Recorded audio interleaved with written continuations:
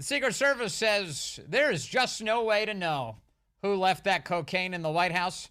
So the investigation is over. Nothing coming from that. For more on this, I want to turn to a man who was briefed behind closed doors by the Secret Service today, Congressman Pat Fallon. He represents Texas's 4th Congressional District, also a member of the House Oversight Committee, and joins us now. Congressman, great to have you with us. Ben, thank you for having me on. I appreciate it. Give us a sense of this briefing today, whatever you can tell us. What went down in it? What kind of questions were asked, and what'd you learn? Well, my biggest fear was walking into the SCIF, the secure area where the briefing occurred, that they were going to tell us, get this, that there was no evidence and they were closing the investigation. That was my biggest fear. Sure. And what exactly did they say? Just that. Very matter-of-factly, we don't have any evidence and we're closing the investigation. So, a couple things.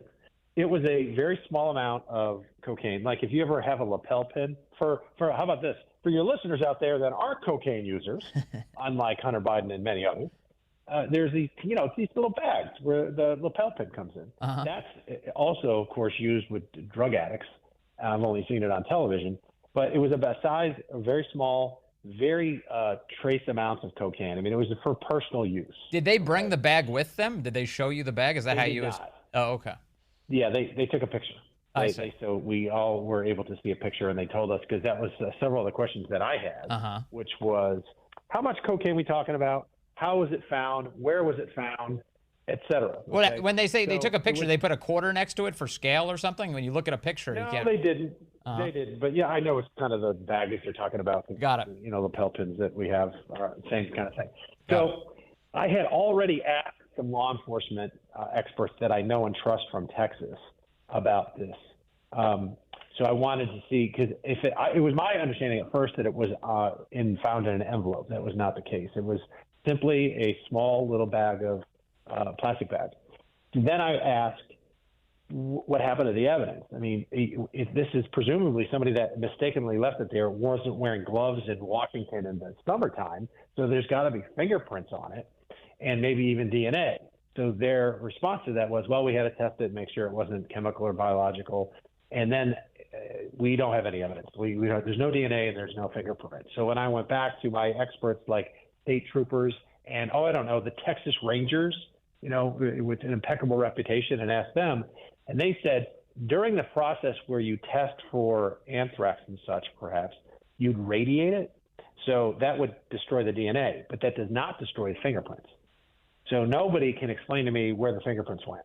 And they implied that they were so concerned about it being anthrax that, maybe they just went ahead and destroyed the fingerprints. Did they say, Congressman? That doesn't make any sense. Congressman, did they say that they actually sought fingerprints, or did they just say there are no fingerprints? What was the conversation like? They did. Mm-hmm. So the Secret Service said, this isn't our purview, this isn't our expertise. So we handed it over to, wait for it, the FBI. And they were going to test it in their labs. And magically it came back that there's just nothing. So my question to them then was, wait a minute, when you found it, you weren't sure what it was. So let's just say it was some chemical or biological agent.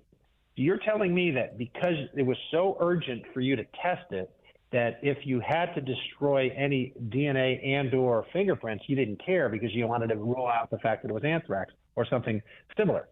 But in doing so, let's say it was anthrax, you just destroyed the evidence to find out who the damn terrorist was that left it in there. Yes. Does that give them any pause? Are they going to reconsider their procedures? And then they said, well, that wasn't us, that was the FBI. So the FBI was not in there. But the experts in Texas are telling me, Vince, that you can walk and chew gum. In other words, you can test it to make sure and rule out that it's any kind of, super dangerous chemical element that's going to kill people. Yes. On touching it or whatever, but also preserve the fingerprint. They're perplexed as to where the fingerprint is, or fingerprints. That should not have been destroyed. So it's incompetence at best and nefarious intent at worst. I'm glad you emphasized that it was the FBI who combed for the evidence here specifically. The Secret Service hands over this bag of cocaine to the FBI. The FBI tests the bag, confirms it's cocaine, and then fails to turn up either fingerprints or DNA. This is the very agency that all of us are the most skeptical of, handling the evidence in a story that the nation's attention is on. and just miraculously, there's just no way to know who brought it. Is it true that they said that this was narrowed down to 500 people? Yes, 600. Yeah, that was exactly what they told me. 600 people. Because what they did was they went back. So let's be real clear about a few things. Because we're putting the pieces of the puzzle together. Because I think our friend, little Corinne Jean Pierre, there we may have caught her in a bullface lie. Because I want to go back to specifically what she said over the past week or so about this incident. But this is about 10 feet outside of the Situation Room. So you and I and most Americans, I would imagine, would presume that this is what we're talking about here is one of the most secure areas in the country, right? Right.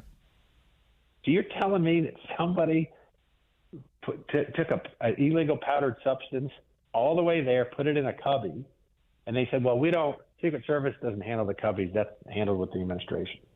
Okay. And they can get it in there. It could have been something worse. They got to really button down there. I don't want to get into specifics to where I could get anybody into hot water as far as, including myself, with some of the secret stuff that's there. But nonetheless, what the hell is it doing there? And then the people that have access to that are high-level officials that what they call badged in. That they have the credentials and badges to get in there. And let's say I was one of those people. Let's say I was the assistant chief of staff. I might bring Vince, my friend, in for lunch. So that's what they're talking about here. We're not talking about wide open public tours of the West Wing. That doesn't happen in that particular area. So for her to insinuate, the press secretary, to insinuate that it was some tourist that left it, that is highly unlikely. So the kind of I'm person, not saying it's impossible. The kind of person who might use the cubbies in question, in other words, would be perhaps a guest of somebody who was using the Navy mess, which is right in that same vicinity. Yeah, because I could, let's say I was the assistant, they're the chief of staff of the president. I could use the cubbies, but I don't have to give up my electronics unless I go into the Situation Room, and I might use them for that. So they don't know. We just don't know whose it is. I know you said a moment ago you don't want to get into too many details about the security of the White House, which is why some of this is meant to be classified in order to keep the White House safe. But for a lot of us, you keep wondering, for such a secure facility, why there isn't video footage of this person putting the thing in the cubby. Like if I was to set up a security system in the White House, I would think that the cubbies where people are putting things in and out of a box and then leaving that item behind would be a good place to put a camera. Do we know anything about that?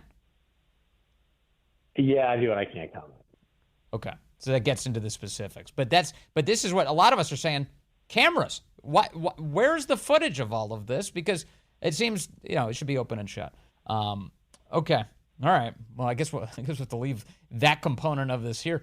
Tell me about the reaction of the lawmakers in the room. Was everyone just flabbergasted or angry? I mean, what was the sentiment like?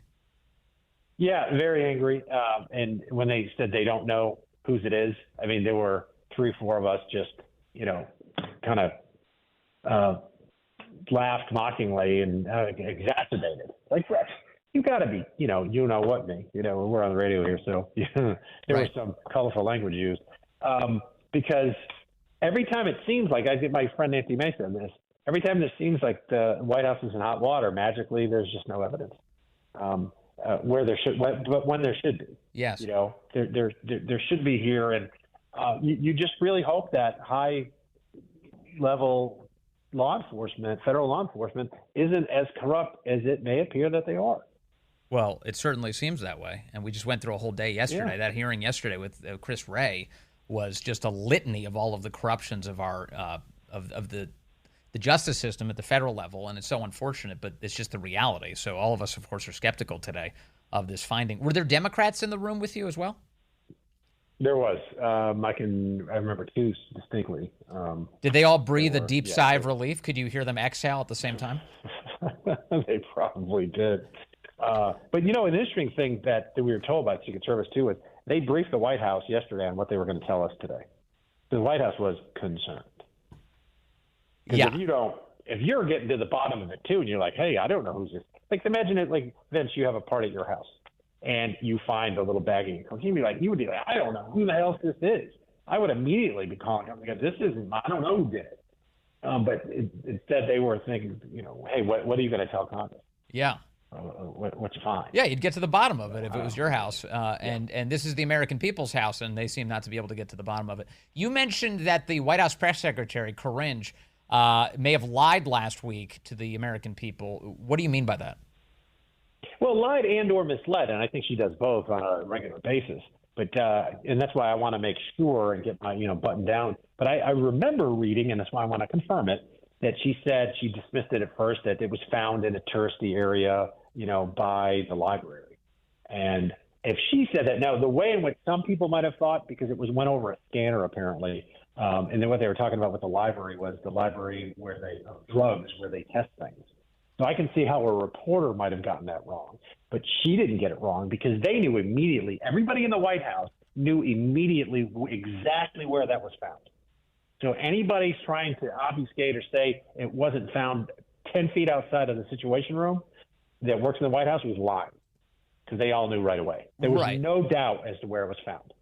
Yeah, she placed special emphasis, I remember, last week on the fact that the family wasn't there, that that Biden was traveling, and so she wanted to instantly absolve Hunter Biden of any relationship to this cocaine, even before anybody had asked about it.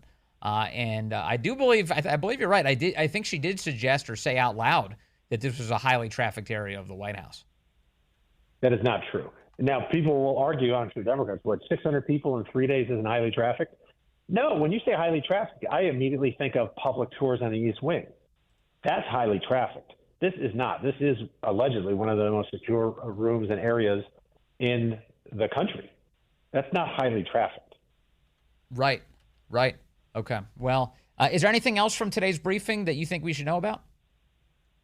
I think just that, either our law enforcement, remember we grew up, the Secret Service and the FBI, they had brands that you respected and you admired. And those are so tarnished, particularly the FBI. But the Secret Service, how can you handle something like this and not take great care to preserve evidence? And then I did ask them, too, specifically, it was found in a particular box, box number 50. I said, was that dusted for fingerprints? And they told me that it was, and they couldn't find anything. Because my law enforcement friends in Texas said, you should definitely do that, because even if there's several, it's going to narrow it down. Of course. A smart point. Yeah, it was the obviously the box that it was found in, dusted for fingerprints. They said that produced nothing either.